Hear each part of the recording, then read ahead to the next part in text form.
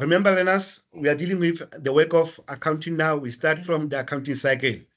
We recap from the accounting cycle. Remember, we are dealing with the transactions. From transactions, we have the source documents.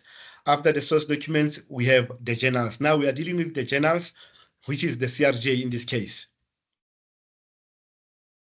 Then moving on, when you look at the CRJ, we are having the following. CRJ or cash receipt journal, it is the journal used to record all money received and deposited into the bank account of the business. We have the source documents of the transactions that we are recording under CRJ. In most cases, the source document that we are using, it is duplicate receipts, bank statement, and the cash register roll.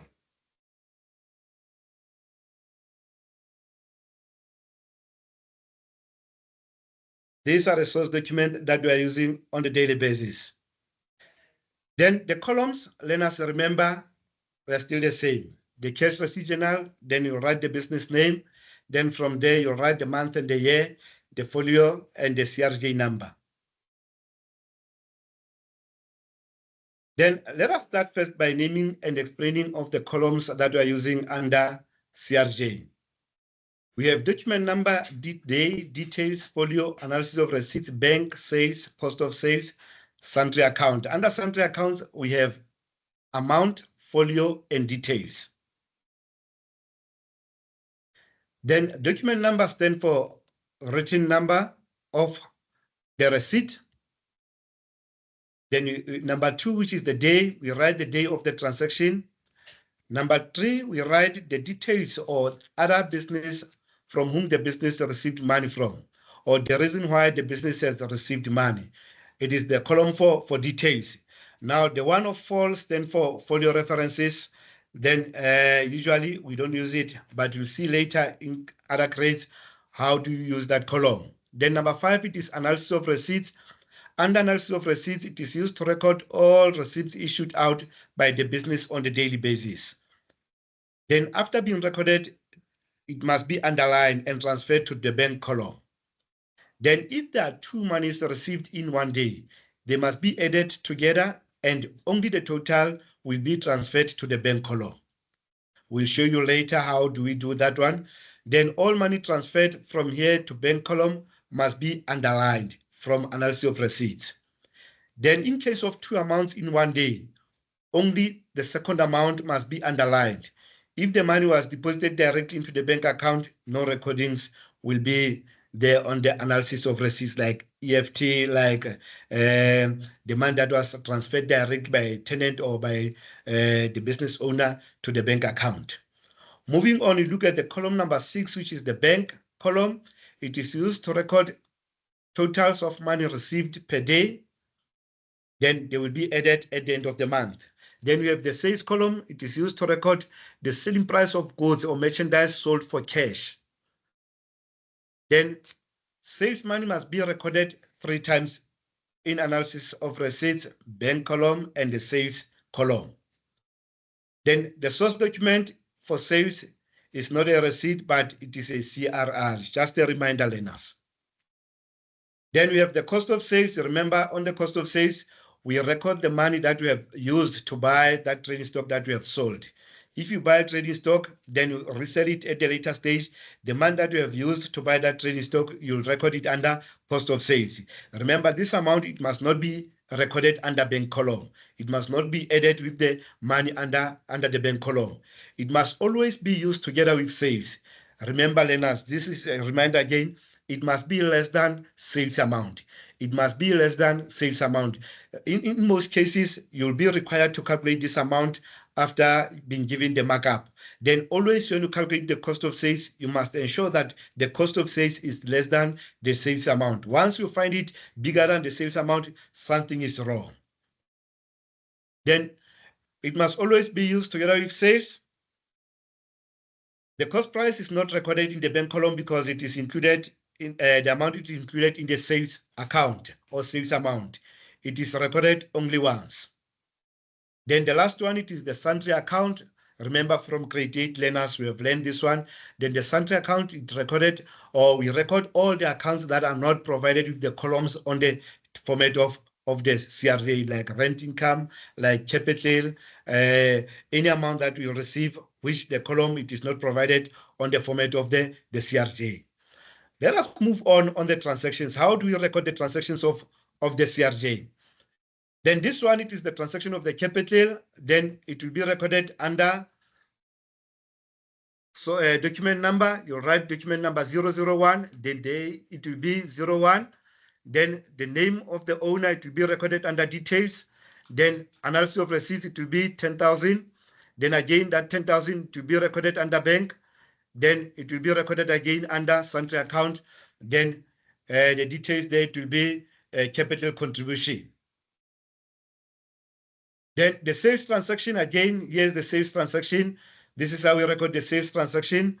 We say the sales amount, document number, day, then the sales, then to be recorded under analysis of receipts, then bank again, then under sales, then under cost of sales, it will be 600, then the transaction to be recorded like that. Income transaction, then this is an income transaction. Document number, it will be 002. Then document number on the 15th. Then name of person whom we have received money to be Pipule. Then the format to be 500, a tenant. Then under analysis of receipts, under bank again 500. Under sundry account to be 500. Then the details to be rent income. Then moving to the next one, when we look at this one, it says the owner deposited 10,000 in the bank account of the business as a capital contribution on the very same day, on the 1st. Then we have issued a receipt number 001 for goods sold for cash 800. The cost price it is 600. It is CRR, not a receipt, it is CRR 001. Then how do you record this one? When you record this one, we'll say it will be the owner, the name of the owner, it will be recorded under details. Then analysis of receipts to be 10,000. Then 10,000 as a capital contribution. Then it will be 10,800 under bank. Then sales, it will be 800. Cost of sales, it will be 600. Then remember, learners, when we talk about the transactions of the CRJ, we are referring to these transactions. We have the capital, which is the money that we have received.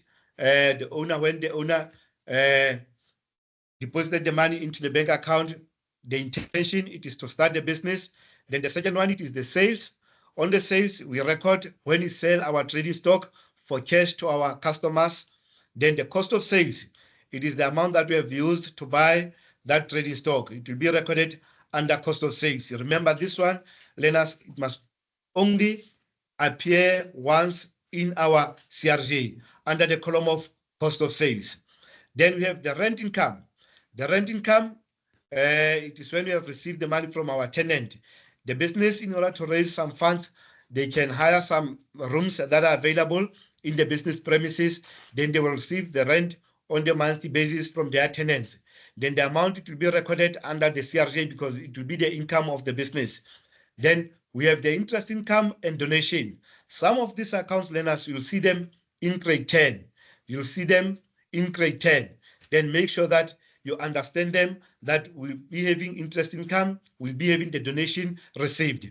Once the business receives a donation from any other business or from any other donor that can donate the money to the business, it must be recorded under CRJ. It means all the money that have been received by the business, they must appear on the CRJ. Then in grade 10, you'll learn more about the CRJ. Some of the money, because they are deposited directly into the bank, or into the bank account of the business, it will be difficult for them to get that money immediately.